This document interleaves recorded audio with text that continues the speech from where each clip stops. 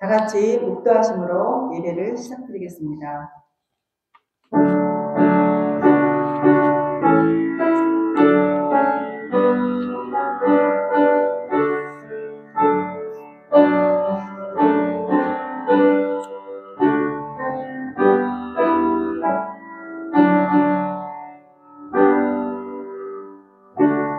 아버지께 참되게 예배하는 자들은 영과 진리로 예배할 때가 오나니 곧 이때라.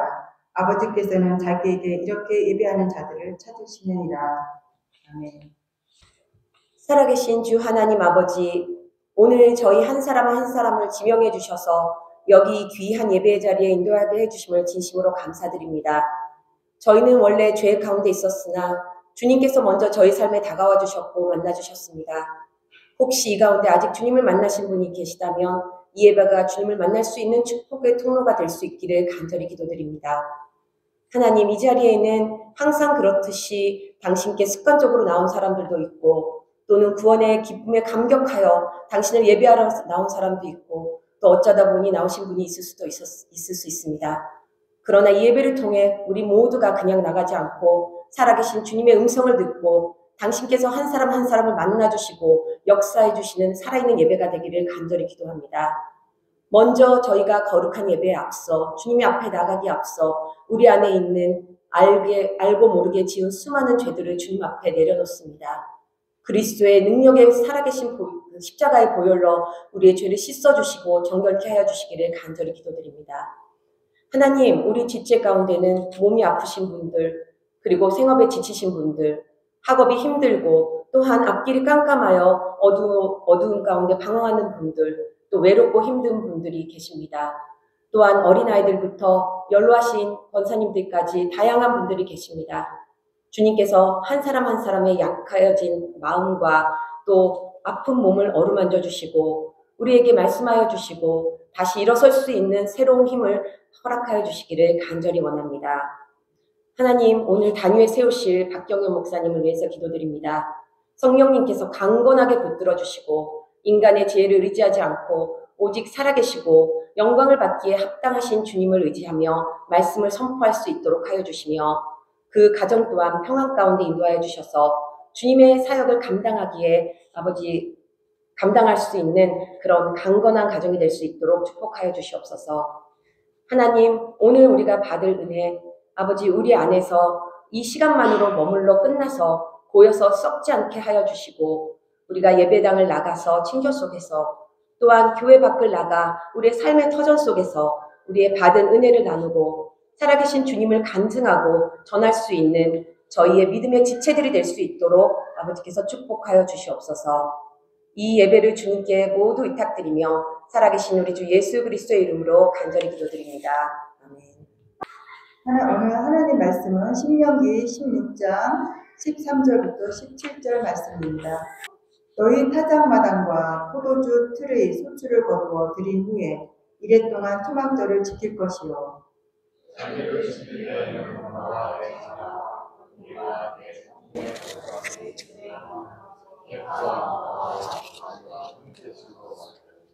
내 하나님 여호와께서 택하신 곳에서 너는 이래 동안 내 하나님 여호와 앞에서 절기를 지키고 내 하나님 여호와께서 내 모든 소출과 내 손으로 행한 모든 일에 복 주실 것이니 너는 온전히 즐거워할지니라.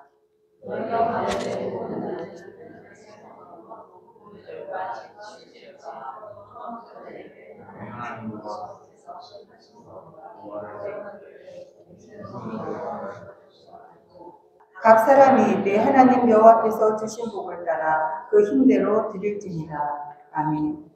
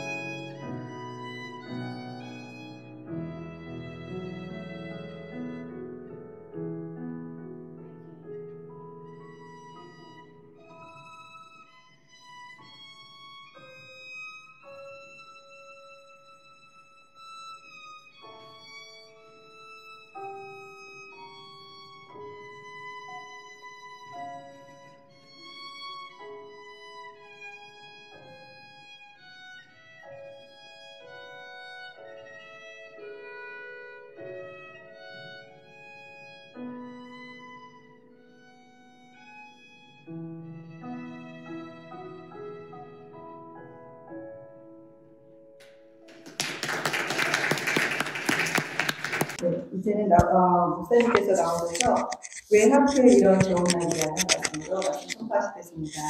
한 주간 평안하셨습니까? 두 주간 평안하셨습니까? 네.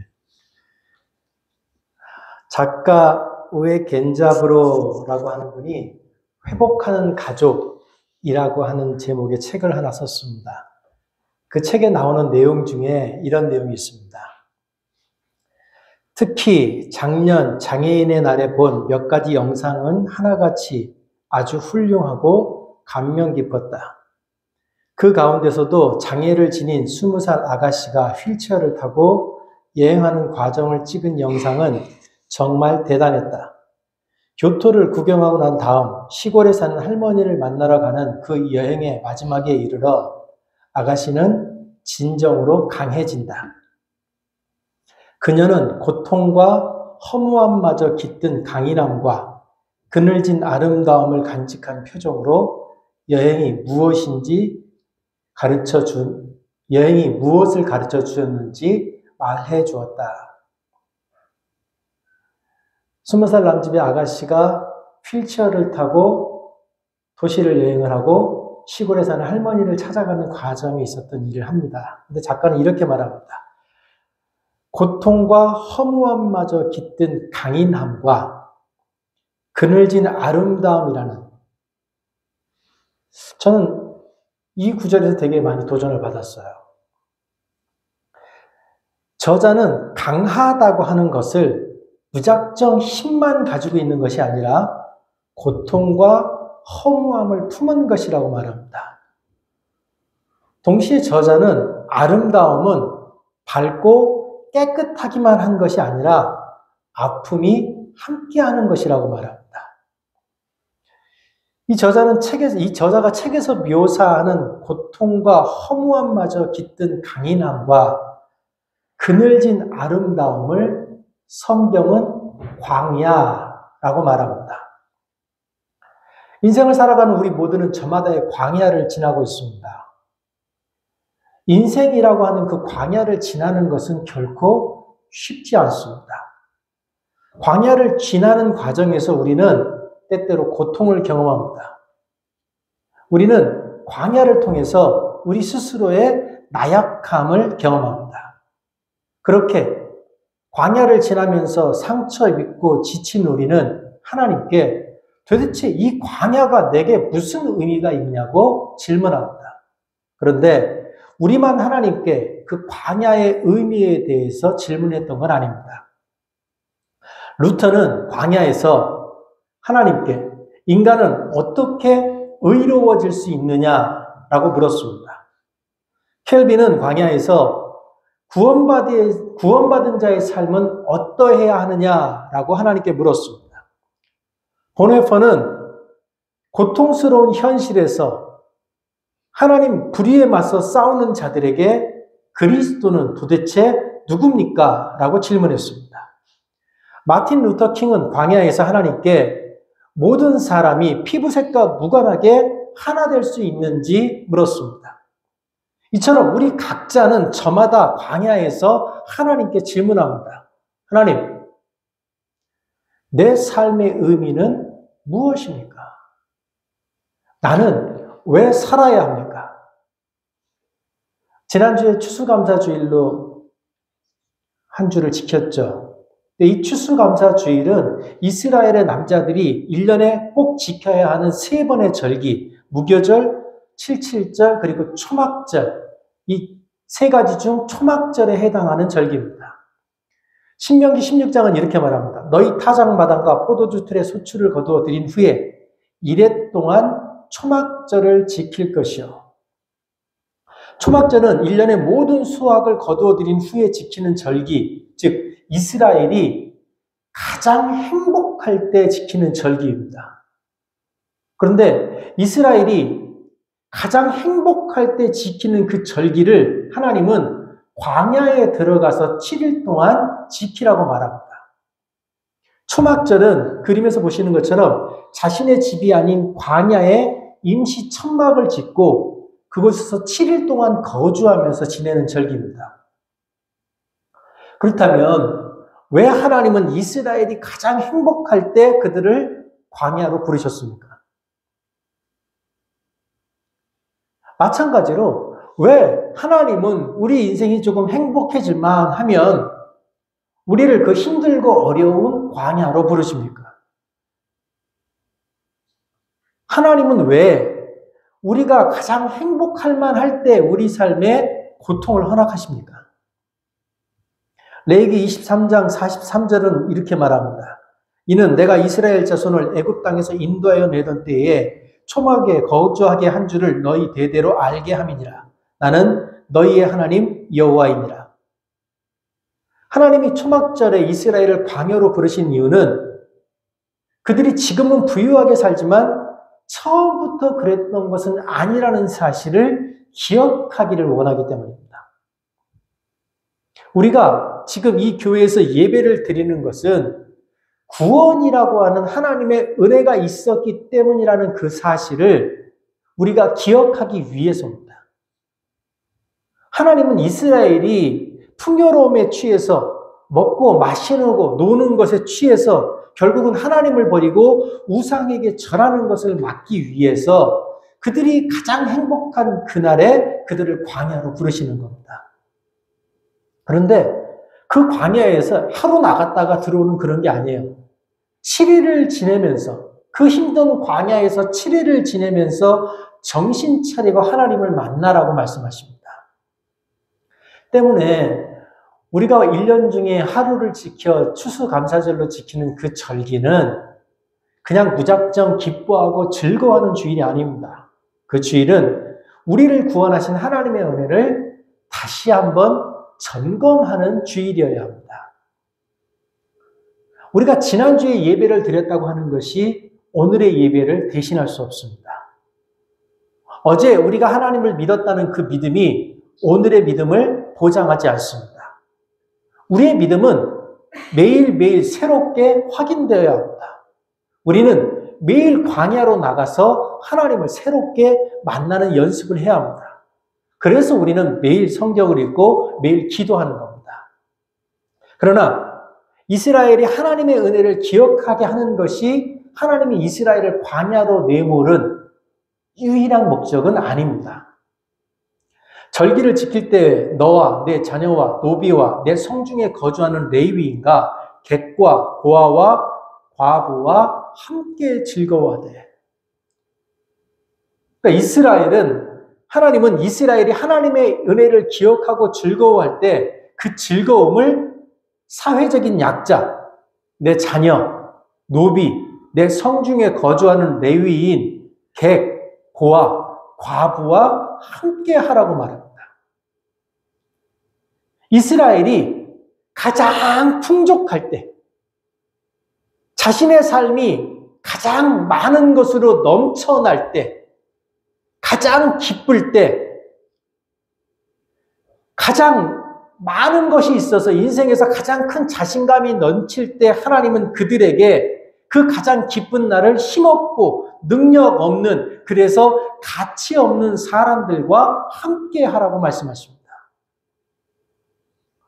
초막절은 이스라엘이 광야로 나가서 7일을 지키는 절기입니다. 이 7일 동안 매일 2끼의 식사를 합니다.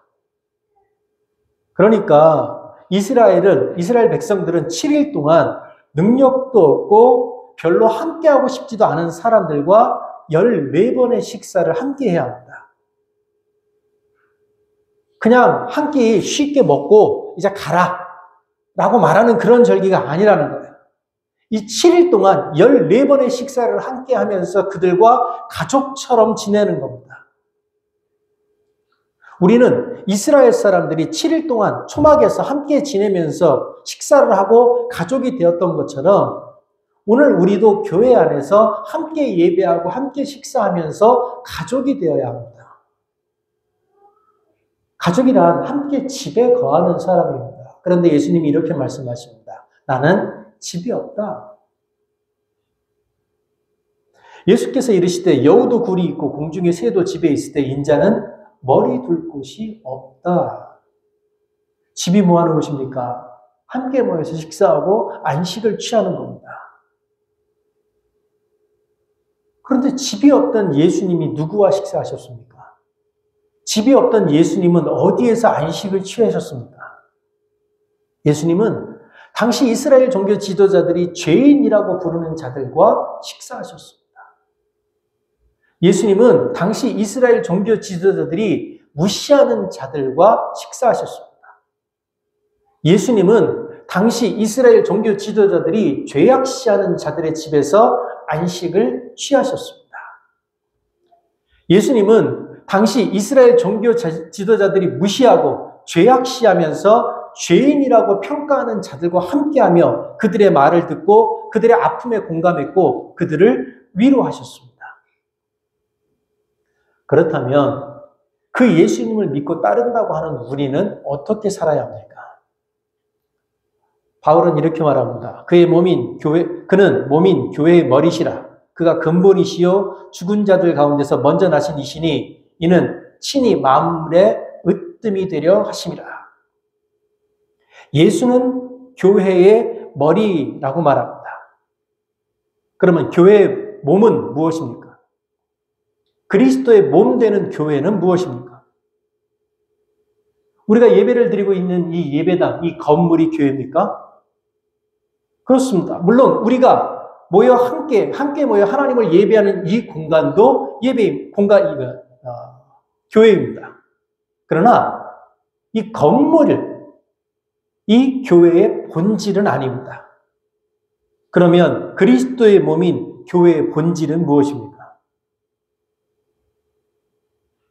예수는 언제나 가난한 자, 약한 자, 범죄자, 소외된 자와 함께 하셨고 그들과 식사하셨습니다. 그들과 그렇게 함께 지내심으로써 그들을 가족으로 받아들이셨습니다. 그리고 예수의 가족된 그들이 바로 예수님의 몸인 교회입니다. 우리가 하나님의 구원을 받은 것은 우리가 가진 재산, 능력, 지식, 체력, 배경 때문이 아닙니다. 우리가 구원을 받은 것은 오직 예수 그리스도의 십자가와 부활 때문입니다. 그러니 우리는 하나님 앞에서 너무 우아한 사람이 될 필요가 없습니다. 그러니 우리는 하나님 앞에서 너무 고고한 사람이 될 필요도 없습니다. 그러니 우리는 하나님 앞에서 너무 완벽한 사람이 될 필요도 없습니다. 그러니 우리는 하나님 앞에서 너무 탁월한 사람이 될 필요도 없습니다. 그러니 우리는 하나님 앞에서 너무 뛰어난 종교인이 될 필요도 없습니다.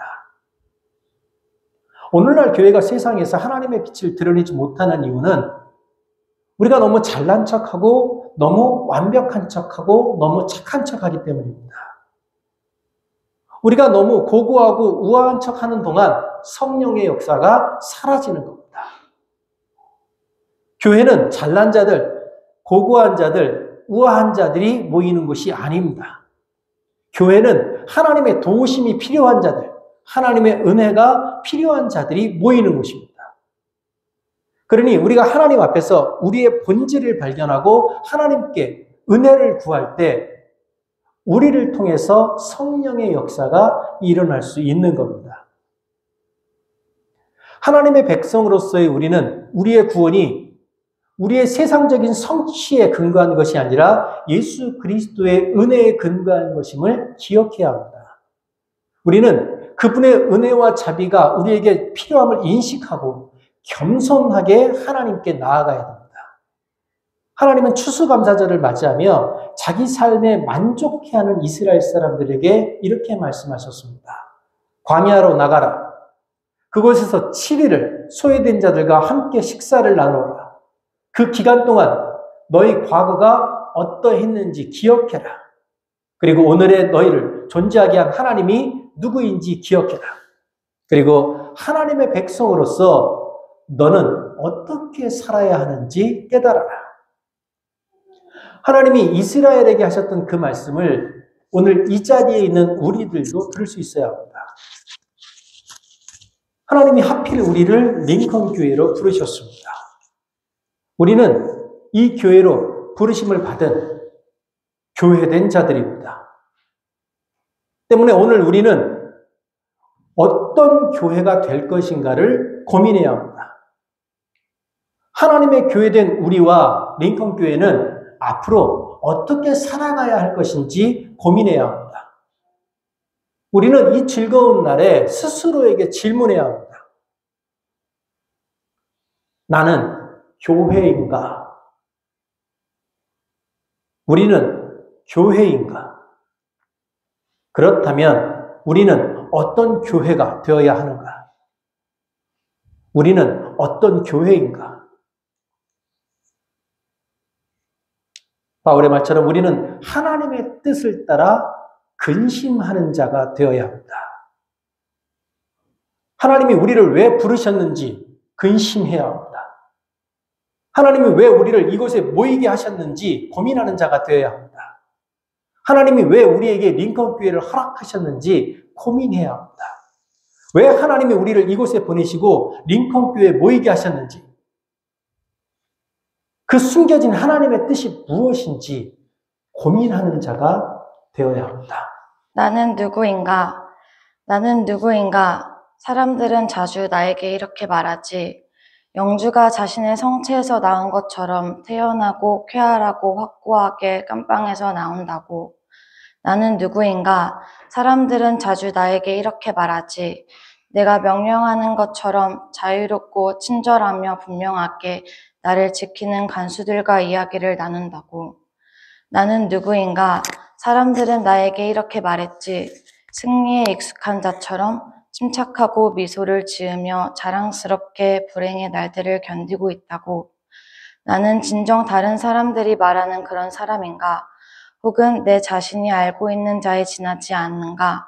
새장 속의 새처럼 불안해하고 그리움에 지쳐서 병들고 목을 졸린 것처럼 숨을 쉬려 발버둥치고 색채들, 꽃들, 새들의 노래를 그리워하며 따뜻한 말들과 인간의 접근을 갈구하며 자의성과 사소한 모욕의 분노로 떨고 위대한 것을 기다리다 낙심하며 무한히 멀리 있는 친구를 그리워하다 낙담하며 기도하고 사색하며 창작하는데 지치고 공허해하며 모든 사람들과 작별하는 가운데 허탈해하고 의기소침해하지 않는가?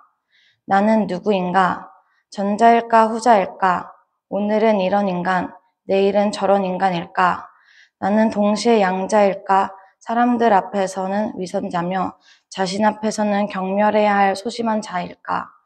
혹은 내 안에 있는 것은 이미 얻은 승리 앞에서 무질서하게 도망치는 패배한 군대와 같은 존재일까? 나는 누구일까? 고독한 물음이 나를 비웃는다. 내가 어떤 사람이든 오 하나님, 당신은 나를 아십니다. 나는 당신의 것입니다. 기도드리겠습니다. 사랑과 은혜가 많으신 하나님 아버지, 오늘 저희를 이곳에 불러주시고 하나님을 더 알아갈 수 있는 시간을 주심에 감사합니다.